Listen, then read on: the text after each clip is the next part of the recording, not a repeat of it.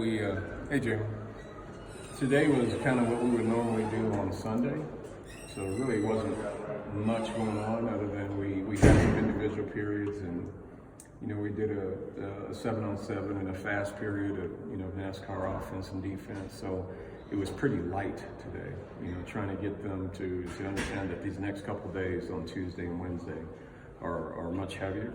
So we're in helmets and stuff, and when we practice like this, and this team has taken over their own accountability system. That they're pretty focused on getting things done in the right way and with a certain standard. So couldn't be more proud of what this team is doing on their own. They're starting to take ownership and starting to govern themselves and understanding the purpose of everything that we do.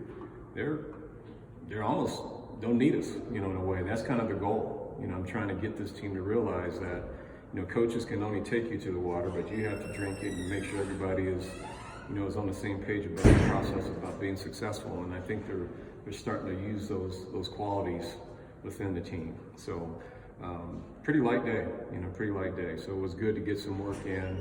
As you know, guys that have been nicked up with some soft tissue injuries, we're trying to get those guys ready to go. So those guys will be, for like a guy like Robert Barnes, he'll start to ramp up a little bit more towards the middle and the end of the week. So we're trying to get some of the health back of the soft tissue guys. But I like where we're at. I like where we're at. We're doing some good things, and we got 10 days. Now this one's over, 10 days for our preparation and get ready to play. Is that one of the biggest differences in the team this year? Is that it is player-led as opposed to last year? It sounded like there was a lot of guys that were just kind of quiet and kind of hanging back. They didn't really know what to expect out of you and your staff. I believe that's right, Brian. It's me being new and not really knowing really the full me of how we run our program. They were listening and do everything that I've asked them to do, but part of what I've asked them to do is govern themselves too, and that part took some time to develop. And I think those qualities really developed over summer. The summer programs that they did, where the coaches weren't around, they really bought into the accountability piece about everybody working hard and doing their jobs and being as detailed as possible without coaches being there. And I think that led to a little bit more chemistry on our team. So I think you're right. It's been over a year now. They've known me. They know kind of what I'm all about, and they understand the expectations that we all have for each other, and they're owning it. And I'm very happy that they're moving in that direction. Notice Greg Brown is listed as a volunteer assistant. Could you talk about kind of how that came about? I coached with Greg back in the 90s here. He's the one that's responsible for 2 of those Jim Thorpe Award winners that we have in our history. And so he's an excellent coach. And, he was, I think his last job was at Purdue. And he has some time left on his contract. He has family here in the area, so he's here. So he just doesn't want to get stale.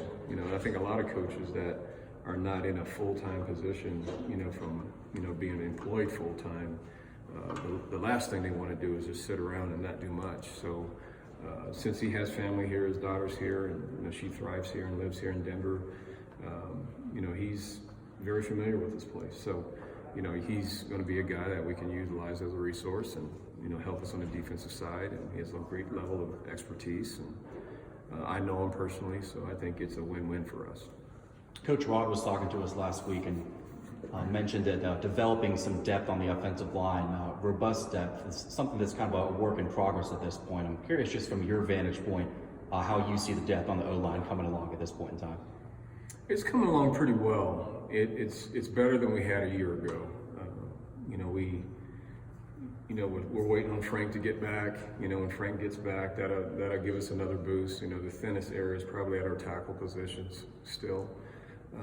But I think with Casey back and him being healthy, Kane and Ray, if you guys remember last year, he was came out of training camp dinged up, and he really, had some issues just maintaining his health in our season a year ago. Well, he was able to make it through camp and get all his reps, and he's a much better player now. So, with him, and we got Austin Johnson that's back, and so we think we have a tremendous amount of depth in the interior 3. The tackles are the one that we have 4 tackles that are there, but one of our best ones is, we're still waiting for him to come back, and hopefully he'll be back somewhere between week 3 and 4. I think it was last week you mentioned that, still kind of middle of camp, couldn't see the light at the end of the tunnel. Has that changed yet? They can see the light at the end of the tunnel now. It's now that camp's broke and school's in, and kind of we're not, don't have the camp mentality in terms of evening meetings and walkthroughs and stuff like that.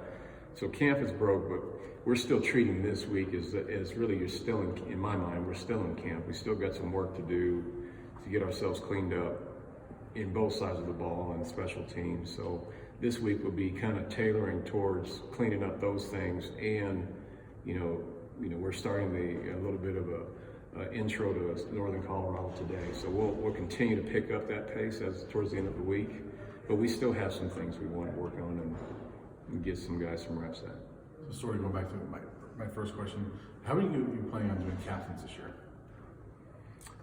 We have a really good leadership group that's about 22 guys that really developed over the summer, and I think it's going to go by week, just what we did a year ago. But it's probably going to be relatively within that group, who we think is really demonstrating their quality of work, their productiveness, their leadership, ability. Which now I got 22 guys, and a year ago I maybe had half that much. So we have a good number of guys that'll be, I would say game captains for a given week. I think that's the best way. I even when I played, and I know that was kind of the traditional way to have your captains throughout the whole year. But I think my philosophy is different. I want a number of leaders to help this team grow and be as good as it can be. And to do that, you can't really just landlock your captains to be your captains for the season. So I just believe in the guys that are really raising up and doing the things that are required for us to be successful, and they do it consistently.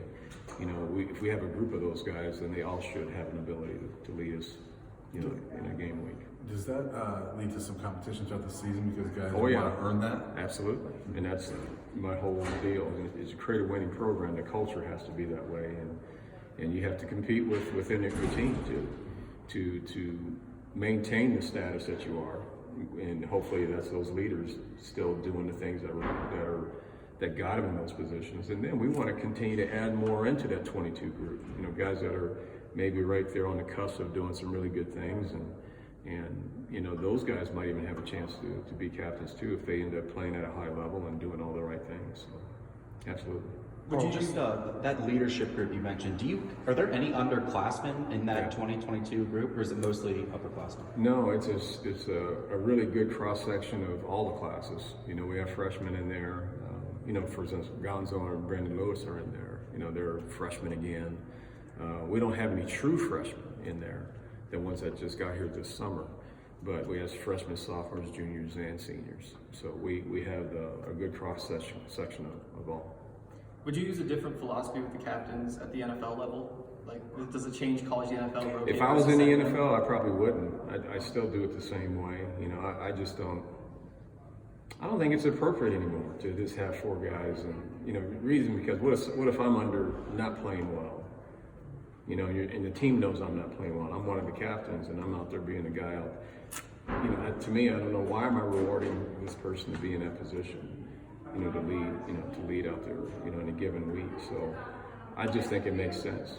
It makes sense not to do that. And you don't want guys getting comfortable if they're not playing well. So I'm a captain anyway, so you know what I mean? So you just don't want to reward things that aren't appropriate. Do you make it a point to rotate guys through, or say like Nate Landman, for example? Could he just hold? Well, sometimes, even like last year, for example, our special teams captain 2 or 3 times was like John Van Dies, and he was our best special teams player, had the most tackles, things like that, and he kept consistently playing. And every time I would ask the leadership council there, they kept saying, no, John. They recognize it. No, John should still be there. So they're going to have input, and that's all because we're all together on this. We want the guys that should be leaders to be the leaders, and the team knows that. And that goes back to the other part.